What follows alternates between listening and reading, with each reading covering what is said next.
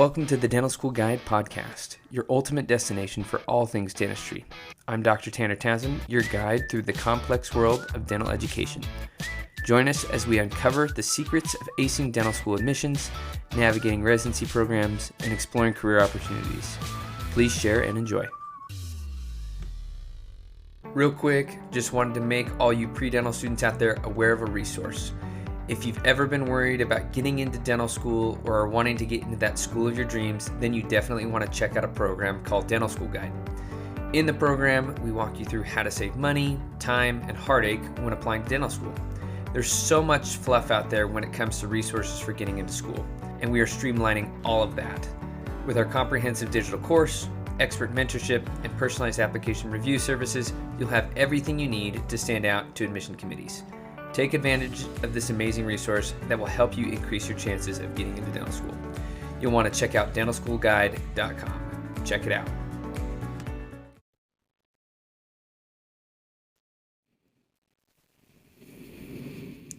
Welcome back to the Dental School Guide podcast. I'm your host, Dr. Tanner Townsend, and today we have Pacific Northwest University on with us today. Well, ladies, please introduce yourself. Tell us a little bit more about yourselves and your kind of role at the new dental school in the Pacific Northwest. Absolutely. So my name is Tiara Felder. I use she, her pronouns, and I serve as the Assistant Director of Admissions for Pacific Northwest University of Health Sciences. And I essentially support all of our academic programs and their admissions process and make sure that everything is running very smooth and efficiently. And then we also work with all of our applicants that come through. And I am Melinda Turner. I am the Director of Student Success and Engagement at Pacific Northwest University School of Dental Medicine. And my role is to recruit students who are from underserved and rural communities, as well as help to retain them in our program once our program is up and going, which will be next year in 2025. And then to support them as they get back into the community and go and serve the rural and underserved communities to increase oral health. I am also a dental assistant by trade for over 24 years.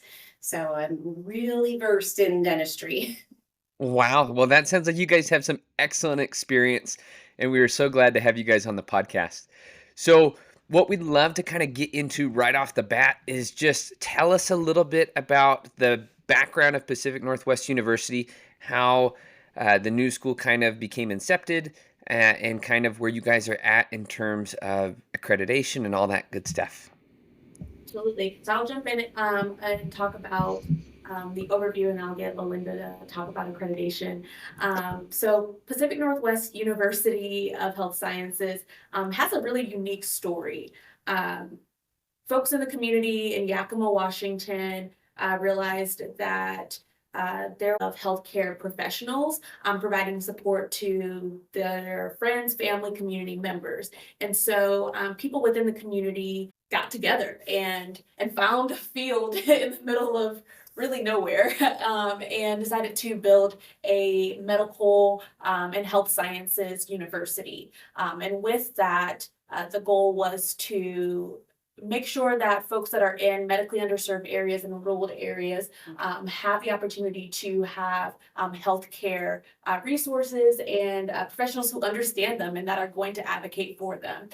So that's how Pacific Northwest University of Health Sciences really got started. From there, we welcomed a medical school, a DPT school, an OT school, a Master's of Medical Science school, and now our Dental Medicine school. Wow. So our dean, Dr. Panagakos, came on board about 2.5 years ago, and the dental school had been in play for quite a while. They had thought about it, the medical school. And so here comes Dr. Panagakos and working with Dr. Lawler, who is our president of the university.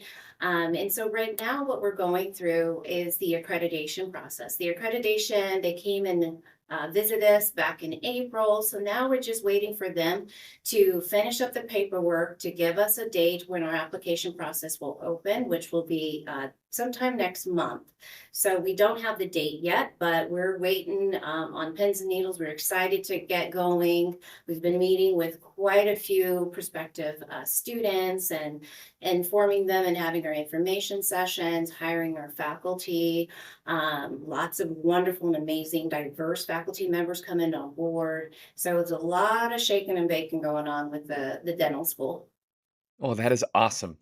So, Lelinda, I might pick your brain a little bit more about the accreditation process here, just so pre-dental students can understand what every dental school has to go through every 5 to 7 years, and also what new schools go through, of what it kind of looks like and what it means for them. So, when a new school is formed, how does the initial accreditation start, and what governing body does it, and so on and so forth? So the governance body is called CODA. And they are the ones who Dr. Penacocos, our associate deans, Dr. Ranke and Dr. Pate, and along with Dr. Lawler, had to submit an application. That application was a doozy. It's about, I think, 5,000 pages long. And so just really detailed information as to how our program is, what our community partners are, because our program is very unique, and lay out why we're not requiring the DAT, the dental admission test, as well as what is our overall mission and our goal, and how are these clinics going to be calibrated, and making sure that everyone gets equitable education. So we submitted that big old packet to CODA, and they reviewed it. And then they said, okay, looks good. Let's come in and here's your appointment date. We're going to come in and pretty much grill you. So it was 2 days of them coming in and meeting our team and putting us through the ringer to make sure that everything that we're going to be doing is on point and equitable for everyone. We produce amazing dentists. So that was a 2-day process. I was a part of that. I came on about a year ago. So that was my first time going through that experience. So what they did then is gave us a little bit of feedback and said, hey, tighten it up here and tighten it up there. Otherwise, go for it. This is great. But we also need to go back and submit it to another governance body in CODA so they can review, make sure they didn't miss anything. So right now we're kind of like in this phase where we're waiting for them to say, okay, add the finishing touch of stamp and approval so we can get going. And then after 2 years, what happens is that CODA will come back. They'll re-review our program.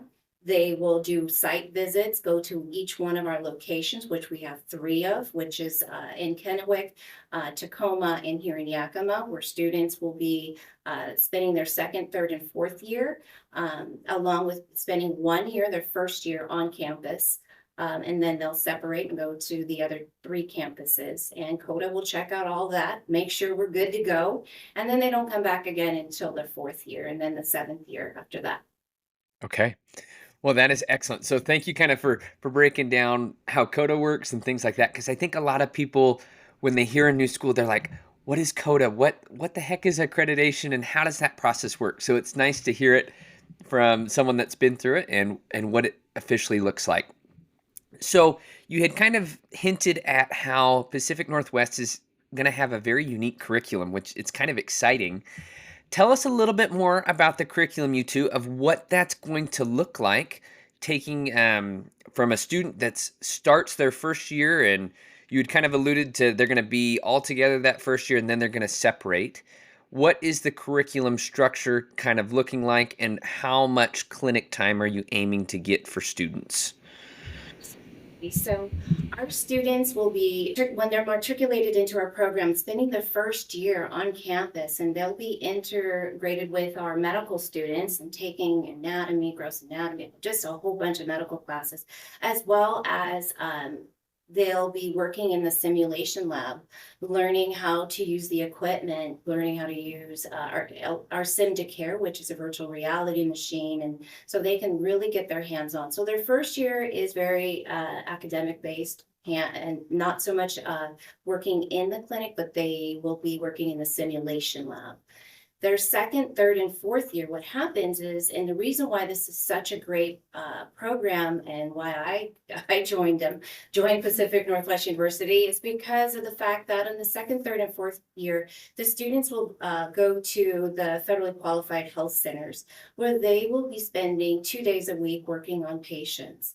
And so their second year, they'll start off with, say, you doing prophies, doing cleanings, and learning different aspects of how a dental practice is ran. So our students will be working in every department possible, a receptionist, working in sterilization.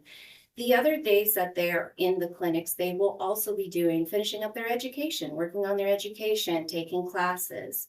And then the third year, it gets a bit tougher. They start doing more, tougher procedures. And then their fourth year, bigger procedures. And then they'll have the option to be able to go out and do shadowing and talk about, not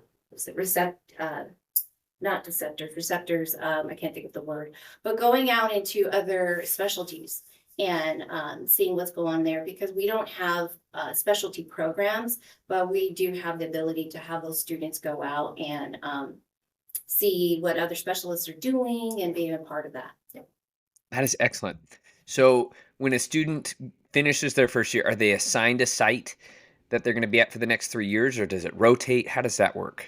Oh, that's a great question. So the reason why, with the way our program is set up, is we want our students to have the ultimate most support possible by their friends and families. So say there is someone that's coming from Tacoma who has resided there their whole life. They'll be coming to our campus for the first year, but when they're going through the interview process and the matriculation process, when they get their provisional letter of acceptance, we're going to ask them, what clinic would you like to go to? We want them to go back to the community that they feel the most supported, because then that helps with retention, that helps with cost of living, because we don't provide dorms. So they'll let us know early on in the process. That's great. And as they go into their third and fourth year, I love how during your second year, they're going to be in clinic, getting to a touch point in every aspect of a dental office. I think that's something 100% unique that no school that I've heard of in the country is doing something like that in that aspect. But your third and fourth year, are they spending a few more days than 2 days a week in the clinic, or how does that work? I'm assuming they're probably spending a little bit more time and a little less time in classes, but how is that planned to work? So that is a great question. They are going to be having heavier cases, right? And so they will be spending, from what it looks like, 2 days, but I can't remember off the top of my head if it increases. I want to say that it does because of the caseload. That's great. That's great. So, in terms of class size, I know things are probably going to fluctuate greatly, especially in the first couple of years. But what are you guys looking at for class size for your guys' initial class, and then for over the coming years that are coming up? Absolutely. So right now we are capped at 36 for each Nice. cohort. And that really boils down to the amount of space we have in our clinics. And so as that may change, then our class sizes will definitely change. And if it's okay, I would love to touch on like what we're looking for too. Totally. Yeah, let's jump to it right now. Tell us what you're looking for in students. So for an ideal candidate, we're looking for people who have a understanding and a desire for dentistry, as well as an understanding and desire to serve in rural and medically underserved areas. So it all goes back to our PNWU mission and the mission of the dental school. The goal is to make sure that our folks are trained and excited to be, I'm going to steal a word from you, or a phrase from you, the like dental, oh goodness, Dental's different. Primary care dentist. So there you go. There you go. Because we understand folks that are in rural and medically underserved areas, they may not have those resources to go to a primary care provider and a dentist and a physical therapist and the list goes on. And so being able to educate folks that are going to and are excited to be a leader in their community. And so applicants who show that desire is really attractive, as well as folks that really relate to the mission. That is excellent. I think that's an awesome mission and a focus that Pacific Northwest is going to focus on. I'm from a rural town in Oregon, and I know exactly how that is. And now I live in Montana, which is fairly rural. So it's amazing how living in a rural community, you really are the focal point of the town. You are what's looked to as one of the main, as a leader in a sense, and someone that helps and serves and watches over the community. So I think that's an excellent goal to have your students be focused on that, and that's something that's awesome that you guys are looking for in applicants. So in terms of applicants, are you guys, for example, University of Washington Dental School, they're very in-state heavy. They really have a mission to replenish the Pacific Northwest in terms of the witchy states, but also specifically Washington. Are you guys particular on selecting applicants only from Washington? Are you guys good selecting applicants from out of state as well? What is your guys' opinion on that? So we're in the Pacific Northwest. We understand that there is a lack of dentists and dental care in the Pacific Northwest. So our priority is the Pacific Northwest, and specifically those rural and medically underserved areas. So it really spans out to those 5 states, and some of the ones that you actually mentioned, Washington, Alaska, Oregon, Montana, Idaho. But that doesn't mean that we are limited to those specific states, because we understand that rural and medically underserved areas are all over the country. But we do preference our applicants for being in those 5 states that I mentioned, because that then goes right back into the original plan for the university and all of our schools. That totally makes sense. So when you guys are looking for applicants, because you guys are going to be on AdSAS, you guys had mentioned that you guys had started, you're taking a little bit of a different approach of not requiring the DAT first off. How did that kind of go into the consideration of the school to not require the DAT? I know of a number of students that are kind of excited that it doesn't require the DAT, but they have really good grades and they have average DAT scores, and they're like, man, I'm excited for this opportunity to potentially apply here. So kind of what went into that decision as a university to maybe not have the DAT be a key component of your guys' application? Absolutely. So when you think about the applicants, the people that we are wanting to be those game changers in our community, just the applicants that we're wanting to attract, we have to understand that there are systematic barriers that have been set up for people to have to jump over. And I think whenever it came to the dental school processing and thinking about what applicants are going to look like, and what they're going to be experiencing, as well as what barriers would our dental school admissions process hold, and how can we remove some of those barriers, that's when the DAT came in to the conversation. And not to say anything bad about the DAT, but sometimes when you think about the DAT, that doesn't necessarily encompass all of the dental potential that an applicant may have, and what they're capable of in terms of academics, in terms of compassion, in terms of that leadership ability. And so the dental admissions team really looked at what's the best way to provide a holistic review of an application and be able to pull out those qualities that we're looking for without having to use a standardized exam. I love that. We work with a lot of students across the country, and it's really interesting to see we have some students like I kid you not, that have like 3.98 GPAs and then didn't do as well on the DAT, or for some reason just can't crack like how the DAT functions, or they get really nervous. And I really feel for those students because it's like, you're an awesome applicant. You are so good.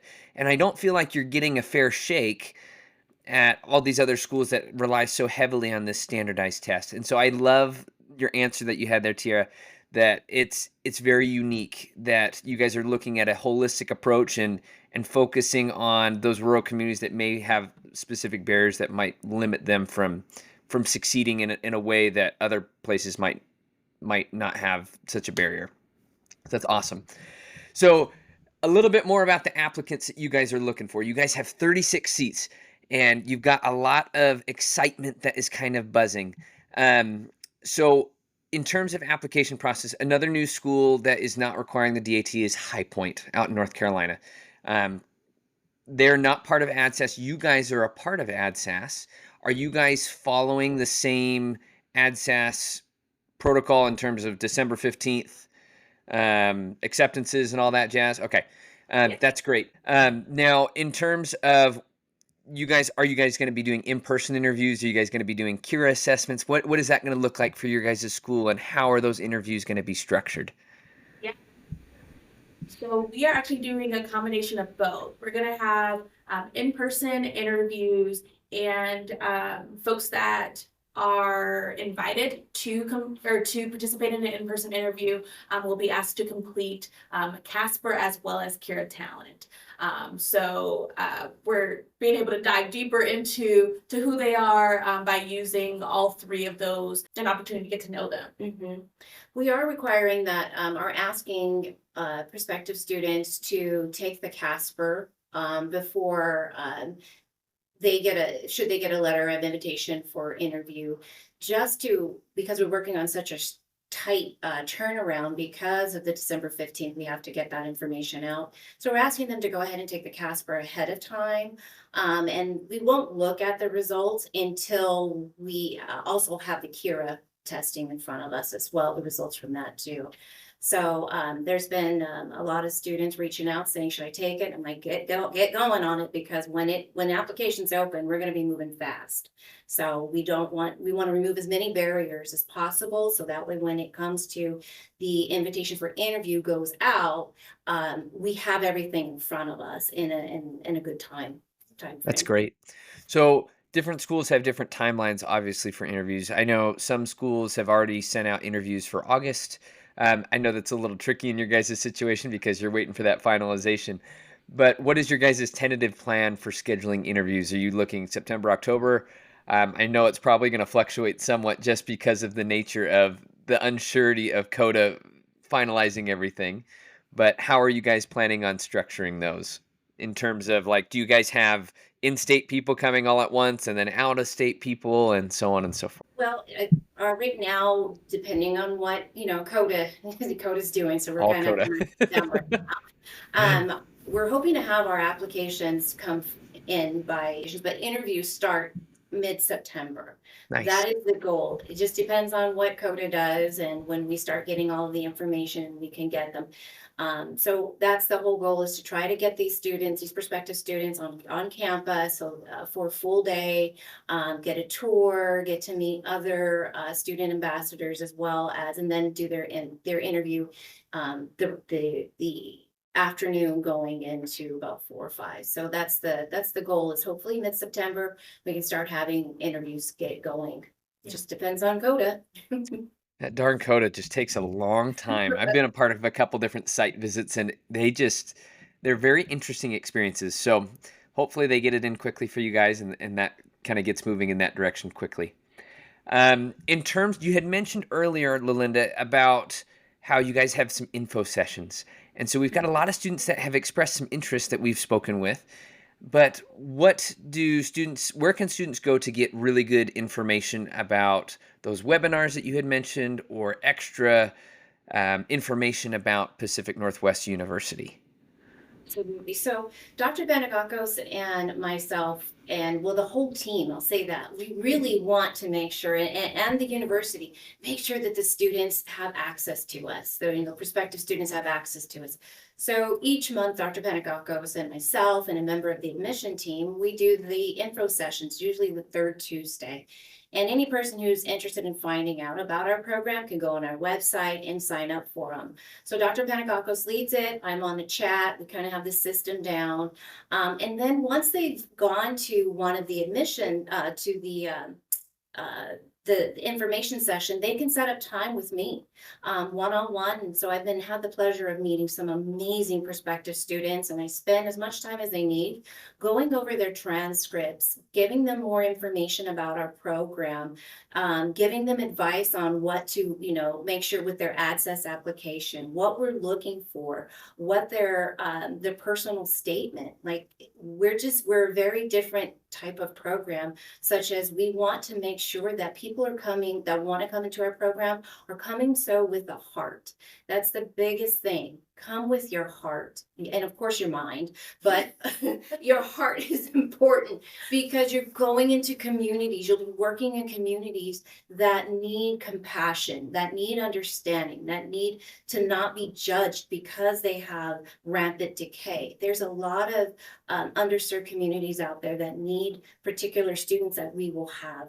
So I spend a lot of time with our prospective students, getting them ready to make sure that when our application process does open and we're ready to go, that they put their best foot forward. And then I spend time with them, I'll be spending time with them once they get the letter of invitation for interview from us. I'll be spending time coaching with them, coaching them on what to wear, how to be, what to bring, making sure that they're not on their phones, and making sure that they're ready to go for the Cura and Casper test. So, and they've done it. So it's a lot of coaching and mentoring because we really have a lot of first generations, folks that are interested in our program, local, across the state, and the 4 other states. We're really giving that personal high touch to them.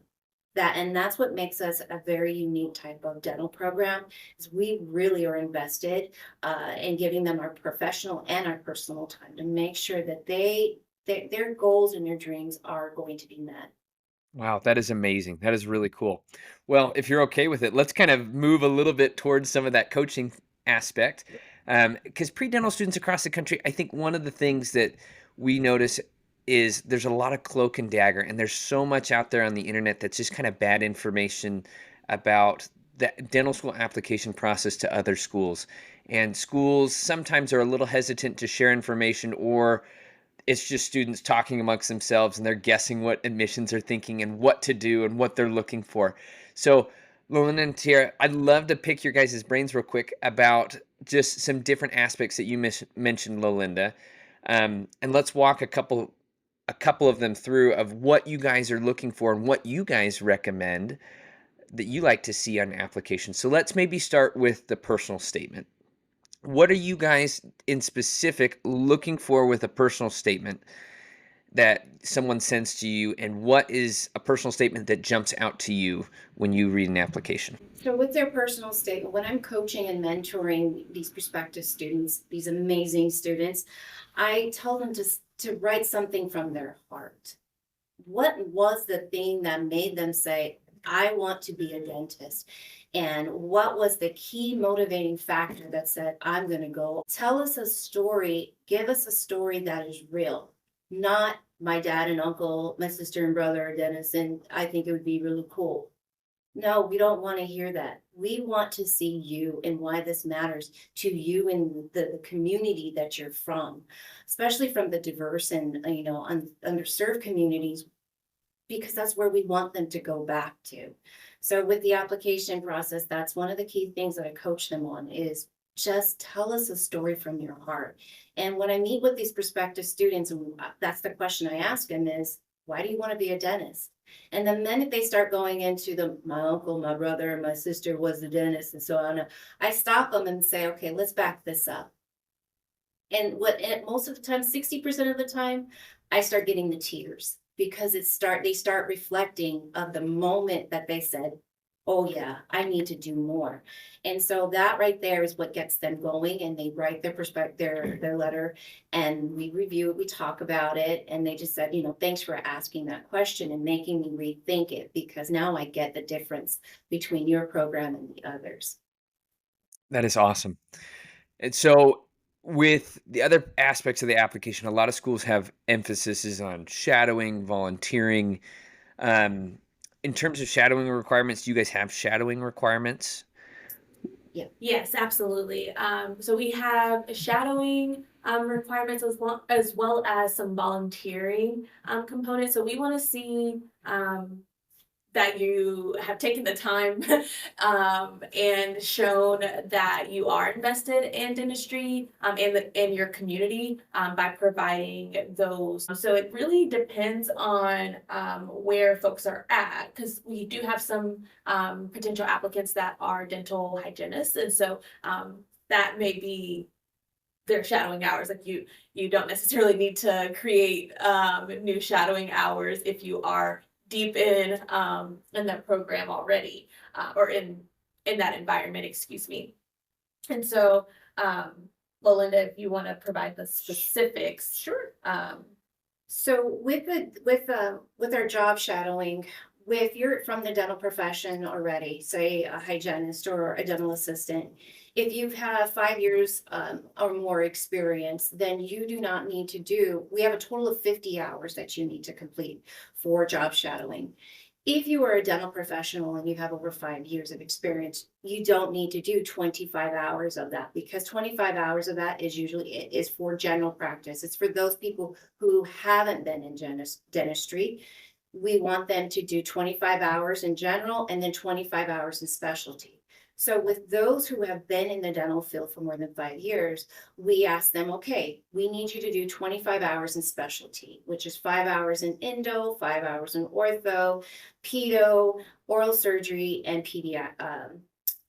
OS, pediatric, endo, ortho, and oral surgery. Yep. So if they are an oral surgeon specialist, if they've taken the dance, which is what they take here, then they need to take the 25 hours and spread it over the other 4. So that's the difference. If they have no dental background and they're straight out of university, undergrad, they'll need to do 25 hours in general dentistry plus the 25 hours in the specialties. Just job shadowing and seeing, what we do in dentistry. That's great.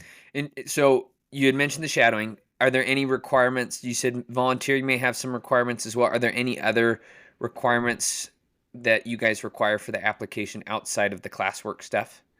Yeah, absolutely. So we also require letters of recommendation. That's going to be a huge thing, because we want to see how are you working with others. And so we have a total of 4 letters of recommendation that's required. 2 from science faculty members, which I assume is pretty basic when It's it comes pretty to. standard. Yeah, exactly. And then we would like to see 1 from a non-science faculty member. In addition to that, we want to see another letter for people, or from someone who is outside in the community. So that could be a community service coordinator, supervisor, an advisor. It's kind of open to the applicant to choose what works best for them. Very cool. And those letters of recommendation, on top of what Tiara said, is that those letters of recommendation or letters of evaluation, like they have them in ANSES, Yes. we want them to tell us a story about how that student was, or that prospective student was, and that if it's from say it's from a dentist, how did that student impact them in such a way? How did they present? Not just they were great, they were wonderful, I recommend them for your program. We want authenticity. It is important because, again, this is a reflection of the community that they're going to be working in. We want them to be real, not just a copy and paste. Yeah, I think that's excellent. I think a lot of times that's where a lot of students really struggle is and it's not all on them getting those letters of recommendation back, but conveying to the letter writer what they're looking for. Because as a professor in particular, because you almost always have to get science professors to write you letters, and so sometimes those can be very generic. And I think by being specific in what you guys are looking for is excellent to help them even just get better letters of recommendation for other schools that they're applying to as well. So that's some awesome advice. Now, I know a lot of different dental schools have a heavy emphasis on volunteering just because they want to make sure they're giving back to the community. It seems like that's an important aspect to you guys, especially because you're wanting to give back to the rural community and make sure that that portion of the population is serviced appropriately. Are there certain things that you guys are looking for in volunteering from your guys' applicants that you want to make sure that they do, whether it's a certain experience or number of hours or whatever the case may be? So we want them to get as many hours as they possibly can. And one of the things I coach these amazing prospective students is to make sure that it's a variety of things. It's, when you're going into the dental field, you just want to go volunteer nothing but dental. You just like, I just want to go to a dental fair. I want to do this. I want to hand out toothbrushes. No, we want to see what you're doing in the community, because it's so important that in rural and underserved communities that everyone works together, medical and dental, everybody. So it's important for our prospective students to go out to, even if it's handing out water bottles at a soccer game, being invested in the very community that they'll be returning to work in. If it's volunteering as a school leader at a kindergarten event, that's what we want to see. Going into food banks and working, that's what we want to see. It's so important that they do their community hours, not just all dental, but in a vast, really mass array of different areas, because it's the community that we're trying to help, and we're trying to, create a better oral health for everyone. That's wonderful. Well, that's kind of a little bit about the application. I love some of the tips and the things that you guys had mentioned there. In terms of helping students with the Casper, Kira, and interview, because those are kind of the interview component of the application process. What advice do you guys have for students that are, let's first start with the Casper. What advice do you have for students taking the Casper of preparing and also just what they should be doing in preparation for the Casper exam? And this may sound like a repeat, but it's important to speak from the heart, Yeah. and really process what is being asked, and what you would honestly do. I think there are various times where applicants feel like they should be something that they're not, or that we're expecting a specific answer, and that's not true. We want to know who the applicant is, what they're thinking, what they value, and how they would essentially respond in various situations that the Casper provides. So that was kind of hard to advise outside of take a moment, breathe, Yeah. process what the question's asking you, and then answer. Yeah. Yeah, I've advised our prospective students the same thing, Yeah. and just to be you, Yeah. just be you. Because, if you try to, for lack of better words, fake the funk, Mhm. then, we're gonna catch on to that. So just be you and answer the questions openly and honestly, because we want real people to be sitting in our classrooms to go out and change lives and make it so that people have better oral health. So those Casper and Kira tests, just be you. I love that. All right, now for your interview side of things, schools have different formats how they do them. They can do multiple mini interviews. They could do a panel. They could do one-on-one, two-on-one. What is the approach that you guys are aiming for as you kind of start to interview your first class in the coming months? And what are some of the things that you guys may be potentially asking and looking for from students? Yeah. So if it's okay, I would love to just walk through what we envision the day to look like. So, and actually before then, the whole day's an interview. Yeah. So we're wanting to make sure that applicants recognize that and are prepared to ask questions to also interview us, as well as be prepared to answer questions as we interview them. And so folks are going to come on campus, and that's going to be an opportunity for them to tour the facilities as well as interact with some of the current students that are in different schools here, to really, and that those are very candid, to figure out what it's like to be a student at PNWU and in Yakima. And then when it comes to the actual interview time, the applicant can expect to be in a room with two folks that are on the admissions committee. They have had the opportunity to review Casper, to review Kira Talent, to review the applicant's ATSAS application, and from there it's really diving into like, okay, so I know you said you answered X question this way. Tell me more about this. Or I really connected with you on your a certain value that you indicated in your application or in Kira Talent. Let's dive deeper into this. Like let's have that conversation. In terms of the number, you can or applicants can expect to be interacting with two people in that official interview room, and then the conversation kind of just goes depending on what they indicated in their application and those prior interviews.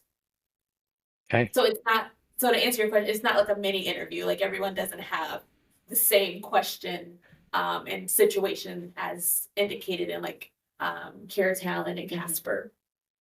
I think that's a good way to do it. I personally, I prefer that interview style as well, because then it makes it personal, and then you get to know the applicant on a better and deeper level, which is, I think, what we're all aiming for when we're trying to pick students that are good fits for schools. So, well, as we're kind of wrapping this up here, I just wanted to give you guys the opportunity one more time to share if you have anything else that we haven't covered yet about Pacific Northwest University that you'd like to share, or any other advice that you'd like to share with pre-dental students that are looking to apply at Pacific Northwest University, to share it at this time. So I'll kind of give each of you an opportunity to share a little bit if you have anything in addition. But so Lalinda, do you have anything that you would like to add as kind of we're just kind of wrapping up here? Our program, I am, 24 years being in the dental field, I am beyond excited about what our program is and will be doing. We're such a unique, it's just very unique. I don't even know how else to describe it. Our team, our faculty members that are coming on are diverse. So from every walk of life, it is just such a wonderful thing. The medical school, the amazing faculty members over there, our students are going to have one heck of of experience that, and I'm so excited, and I can't wait for them to be here on campus next year. Yeah, that's it. This university is amazing. Where it's at, the mission is, what the overall goal is. Dr. Lawler, Dr. Panagakos, Dr. Miller, who is our provost, our admission team. Our school is very unique, and we definitely have that high touch and personal approach because we're in it to win it. That sounds like a commercial, but it's the truth. I felt that. It feels like a commercial, but That's a great sales pitch, Lalinda. I like it. It touched my heart. It touched your heart. That's good. My ending thoughts would be, for applicants after they listen to this podcast or this episode, and check out our website, if the mission speaks to them and if they are interested in rural and medically underserved areas and serving there, then be brave and apply and reach out and ask us questions. Like what Linda said, we're here, and so join a info session and get more information, and then ask questions. Yeah, I love that. I'd love to put we'll put the link to your guys' website in the podcast description, and I'd love to put a link to sign up for your webinars as well, if that's okay. So we can get that, and so students can go in and sign up and kind of learn a little bit more from the horse's mouth about Pacific Northwest University, which would be great. So, okay. Well, that is it for today's episode of the Dental School Guide podcast. I wanted to thank you both, Melinda and Tiara, one more time for coming on the show today, and we will catch you all next time. That's all for today's episode of the Dental School Guide podcast. We hope you've gained valuable insights and inspiration to fuel your journey into dentistry. Don't forget to subscribe to our podcast for more expert advice, inside tips, and engaging discussions. If you enjoyed today's episode, please leave us a review. It would mean the world to us. Until next time, keep smiling, keep striving, and remember, your dental dreams are closer than you think. Thanks for tuning in to the Dental School Guide podcast.